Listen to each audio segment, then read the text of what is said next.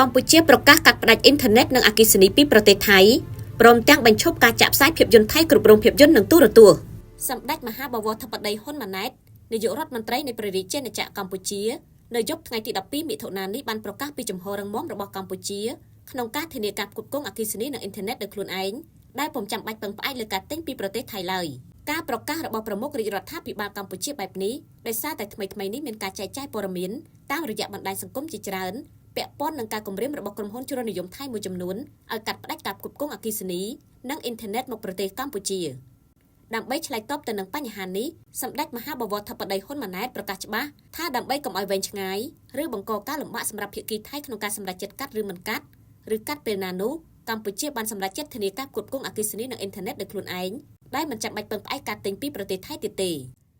កឧត្តមជាវ៉ាន់ដេតរដ្ឋមន្ត្រីក្រសួងប្រៃសណីនិងទូរគមនាគមន៍បានរាយការណ៍មកសម្ដេចថាចាប់ពីម៉ោង 12 យប់នេះក្រុមហ៊ុនខ្សែកាបអុបទិកឬប្រតិបត្តិការអ៊ីនធឺណិតទាំងអស់នៅកម្ពុជានឹងបញ្ចប់ការទិញអ៊ីនធឺណិតពីប្រទេសថៃដោយសារកម្ពុជាមានលទ្ធភាពផ្គត់ផ្គង់សេវាអ៊ីនធឺណិតគ្រប់គ្រាន់ដោយខ្លួនឯងហើយដោយឡែកសម្ដេចមហាសេនាបតីតេជោហ៊ុនសែនក៏បានមានប្រសាសន៍ដែរថាកន្លងមកក្រុមជ្រុលនិយមថៃដោយមានការគ្រប់គ្រងពីពួកយោធាដែលនិយមសង្គ្រាមបានគម្រាមមកកម្ពុជាថានឹងកាត់ផ្តាច់ភ្លើងនិងអ៊ីនធឺណិតកាត់ភ្លើងអីបើកម្ពុជាមិនប្រើភ្លើងថៃផងកាត់អ៊ីនធឺណិតអីបើកម្ពុជាមានអ៊ីនធឺណិតប្រើគ្រប់គ្រាន់ហើយនោះខ្ញុំបានអំពាវនាវកុំឲ្យបញ្ហារីករាលដាលនៃបញ្ហាចំនួនយោធានៅតំបន់មួយរីករាលដាលទៅដល់កន្លែងផ្សេងទៀតនិងកុំរាលដាលទៅដល់វិស័យផ្សេងទៀតតែពេលនេះវាបានរីករាលស្រេចទៅហើយដូចជាការបិទព្រំដែនជាឯកតោភាគីបន្ថយចំនួនថ្ងៃស្នាក់នៅជាឯកតោភាគីនិងការគម្រាមកាត់ភ្លើងកាត់អ៊ីនធឺណិតនិងការរាលូបន្លាតាមច្រកព្រំដែនខ្លះដោយធ្វើតាមទំនឹងចិត្តបើបានជាជ្រុលធ្វើរបៀបនេះទៅហើយខ្ញុំសូមជូនយោបល់ទៅរដ្ឋាភិបាលថា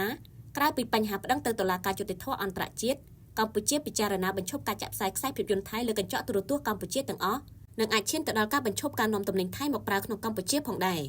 កម្ពុជាមិនគួរខ្លាចថៃបណ្ដេញពលករខ្មែរត្រឡប់មកប្រទេសវិញនោះទេពីព្រោះរឿងនេះយើងក៏លំបាកថៃខ្លួនឯងក៏លំបាកដោយសារក្រុមហ៊ុនថៃខ្វះកម្លាំងពលកម្មដែលធ្វើឲ្យសេដ្ឋកិច្ចថៃរងផលប៉ះពាល់មួយផ្នែកផងដែររឿងទាំងនេះសុទ្ធតែជាការផ្ដល់មតិសម្រាប់ការពិចារណាតែរឿងគួរធ្វើភ្លាមគឺបញ្ឈប់ការចាក់ផ្សាយខ្សែភាពយន្តថៃលើកញ្ចក់ទូរទស្សន៍កម្ពុជាសម្ដេចក៏មានប្រសាសន៍បន្ថែមទៀតថាក្នុងករណីភាគីថៃមិនព្រមបើកច្រកព្រំដែនដែលខ្លួនបិទជាឯកតោភាគីកម្ពុជាត្រូវធ្វើ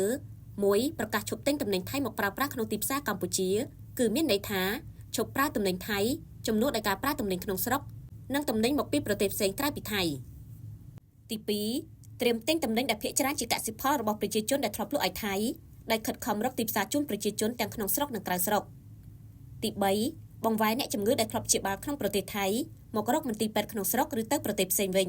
ទី 4. ត្រៀមទទួលយកនិងដោះស្រាយការងារជូនពលករដែលនឹងវិលត្រឡប់មកពីប្រទេសថៃ